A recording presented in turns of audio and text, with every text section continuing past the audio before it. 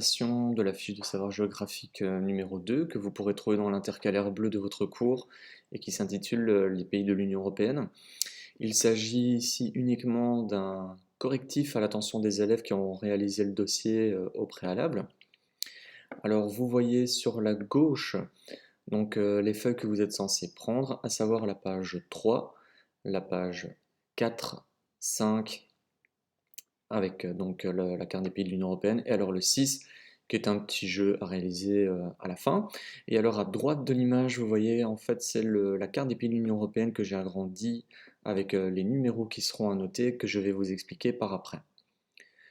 Alors, sur d'abord la page numéro 3. Vous voyez qu'il y a toute une série de pays ou de capitales en noir et que le rouge constitue votre correctif. Il y a 27 pays membres de l'Union européenne.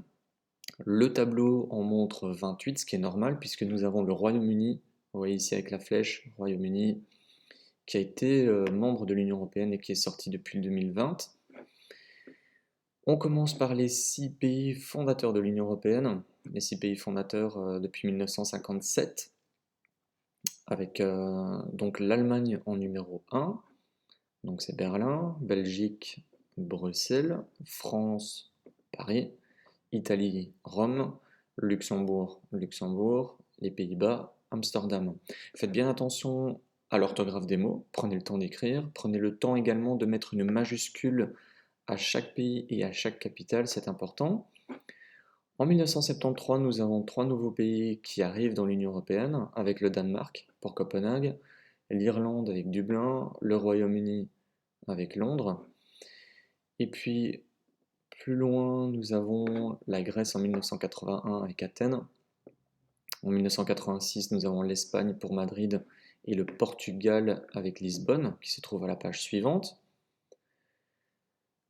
En 1995, il y a 3 nouveaux pays, l'Autriche avec Vienne, la Finlande, Helsinki, la Suède, Stockholm. Puis en 2004, il y a 10 nouveaux pays qui arrivent dans l'Union, la Pologne avec Varsovie, l'Estonie avec Tallinn, la Lituanie Vilnius, Lettonie Riga, Malte, cette toute petite île au sud de l'Italie, La Valette, la Slovaquie Bratislava, Slovénie Ljubljana, Chypre Nicosie, la République tchèque Prague, la Hongrie Budapest. Donc ici, ouais, ce sont 3 pays à mettre en rouge. La Bulgarie avec Sofia, Roumanie, Bucarest, et alors le petit dernier, la Croatie, donc qui est apparu en 2013, qui est Zagreb. Alors tous ces pays, vous voyez que j'ai mis un numéro à côté, qui vont de 1 à 27. Attention, comme je l'ai mis dans la consigne, que le Royaume-Uni n'est plus dans l'Union européenne, et donc on va mettre une croix à côté. D'accord, c'est important. Donc vérifiez bien que vous avez des numéros qui s'arrêtent à 27 et non pas à 28. Quand vous descendez, vous avez donc ceci, une carte avec les pays de l'Union européenne. Vous voyez que les pays de l'Union européenne sont marqués en clair, que le Royaume-Uni est dans un gris clair et que tous les autres sont dans un gris foncé. Ça veut dire qu'ils se situent en Europe, mais qu'ils ne font pas partie de l'Union européenne. En dessous, il y a une petite légende. Cette petite légende, ne vous inquiétez pas trop, il concerne un coloriage que l'on fera en classe. Donc pour le moment, je ne vous demande rien de particulier. On va donc s'intéresser aux différents numéros à replacer sur la carte. Alors, je vous montre la petite carte ici. Vous voyez qu'il y a la petite flèche que je vais bouger pour vous montrer. Et faites bien attention à certains détails que je vais vous expliquer maintenant.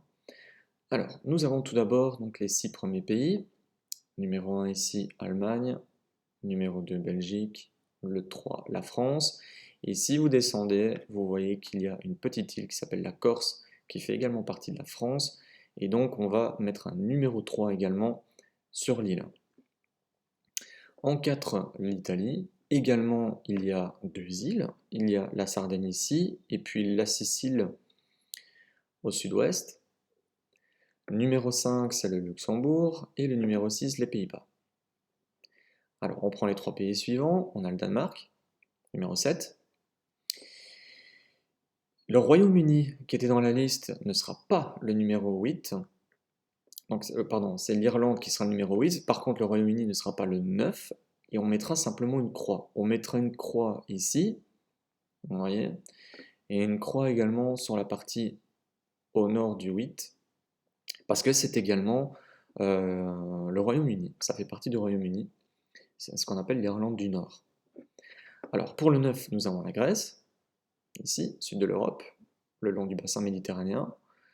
Le 10, on a l'Espagne, et vous voyez que de nouveau, on a des îles qu'on appelle les Baléares, et les îles donc seront avec l'Espagne, donc on met numéro 10 également. Pour le 11, Portugal, on est vraiment le pays le plus à l'ouest de l'Union européenne. Puis nous avons 12, 13, 14, donc le 12 c'est l'Autriche, à l'est de la Suisse, on voit que la Suisse est toujours en gris foncé. Le 13 c'est la Finlande, donc là on monte tout au nord de l'Europe. Le 14 la Suède. Le 15 c'est la Pologne, grand pays qui se trouve à l'est de l'Allemagne. Puis nous avons le trio de pays auquel on a toujours un peu de mal, donc l'Estonie en 16, 17 Lituanie et 18 Lettonie. On descend et vous voyez qu'au sud, il y a un tout petit pays au sud de la Sicile que l'on appelle Malte. Le 20, c'est la Slovaquie. Donc là, on arrive dans les pays de l'Est. Le 21, la Slovénie. Tout petit pays à l'est de l'Italie. Le 22, c'est Chypre. Vous voyez, très isolé, en bas à droite de votre image. On a la République tchèque en 23. 24, c'est la Hongrie. Le 25, la Bulgarie. Le 26, la Roumanie. Et le 27, c'est la Croatie. D'accord? Voilà, donc n'hésitez pas à appuyer sur pause, n'hésitez pas à vérifier, que ce soit la croix pour le Royaume-Uni, que ce soit l'ensemble des numéros, et également les petites îles dont je vous ai parlé. Alors pour le point suivant, il va s'agir en fait d'une petite activité concernant des curiosités que l'on retrouve dans l'Union européenne, c'est-à-dire des monuments, des places célèbres, des bâtiments. Donc là, je vous invite à appuyer sur pause et de faire vous-même la page 6 pour voir un petit peu ce que vous connaissez. Donc il s'agit de remettre le pays et la capitale auquel appartient le monument, ainsi que le nom du monument si vous le connaissez. D'accord?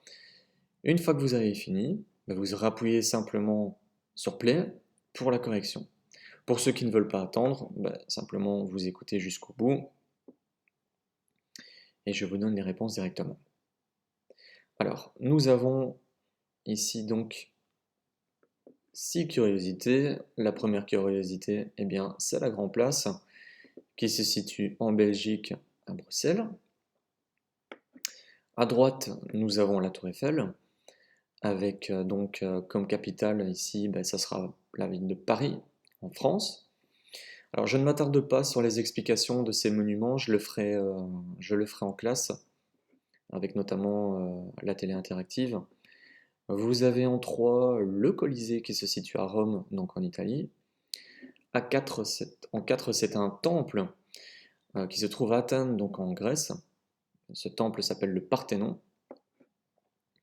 En 5, c'est une cathédrale, elle s'appelle la Sagrada Familia, qui se situe en Espagne, mais pas à Madrid, c'est à Barcelone.